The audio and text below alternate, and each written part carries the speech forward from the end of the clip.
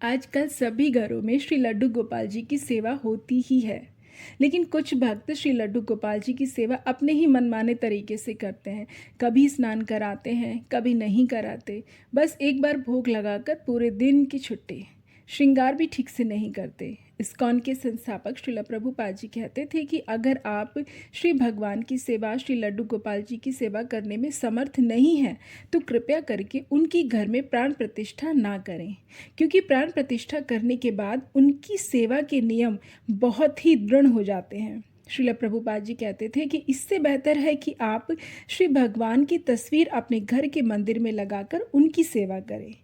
कुछ भक्त तो श्री लड्डू गोपाल जी को पड़ोसी की देखा देखी घर में लेकर आते हैं। थोड़ी सी सेवा करने के बाद श्री भगवान से कहते हैं कि हे प्रभु, हम आपकी इतनी ही सेवा कर सकते हैं। अरे अगर इतनी ही सेवा करनी थी तो श्री लड्डू गोपाल जी को घर में लेकर ही क्यों आते हैं।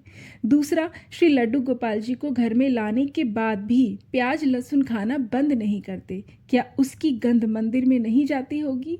श्री वृंदावन धाम के रसिक जन और संत महात्मा भी कहते हैं कि जब लोग वृंदावन आते हैं तो उनके हाथों में टोकरियाँ होती हैं जो लटका कर रखते हैं, और टोकरी में ही लड्डू गोपाल जी के पास चॉकलेट, टॉफ़ी, बिस्कुट के पैकेट रख देते हैं। इन सब का भोग तो ठाकुर जी को लगता ही नहीं है और जाने अनजाने में अपराध हो जाता है। श्री वृंदावन धाम में जहाँ भी भोजन लेते हैं उसी टेबल पर श्री ठाकुर जी को भी बैठा देते हैं। क्या ये अपराध नहीं है। पूरे ब्रज के कण कण में श्री ठाकुर जी का वास है, तो फिर उनको श्री वृंदावन में लाने की आवश्यकता ही क्या है। मैंने भी श्री धाम में अक्सर देखा है कि लोग ठाकुर जी को हाथों में लेकर श्री गोवर्धन और श्री वृंदावन धाम की परिक्रमा भी कराते हैं। क्या ये अपराध नहीं है।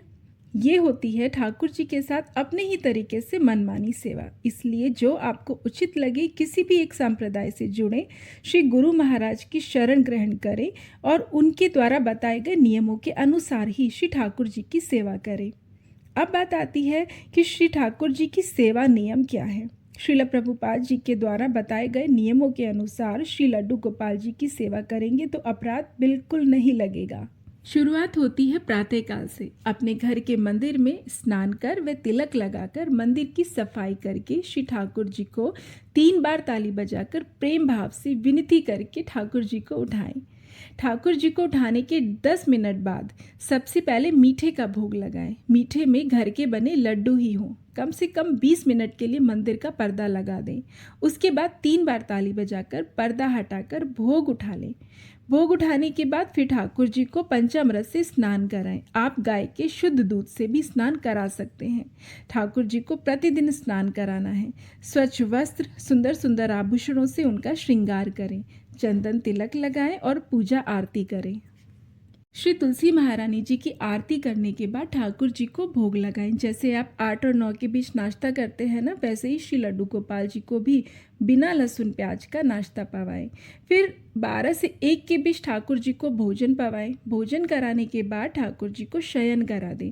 फिर 4 से 4:30 के बीच ठाकुर जी को फलों का भोग लगाएं। फिर शाम का खाना और रात को शयन कराने से पहले गाय के दूध का भोग लगाएं। यशोदा मैया ठाकुर जी को दिन में 8 बार भोजन कराती थी। श्रील प्रभुपाद जी बताते थे कि यशोदा मैया ठाकुर जी को सुबह सुबह ठाकुर जी की आंखें भी ठीक से नहीं खुलती थी और उनके मुंह से दूध का कटोरा लगा देती थी और कहती थी, मेरो प्यारो लल्ला, जल्दी से दूध पी के उठ जा।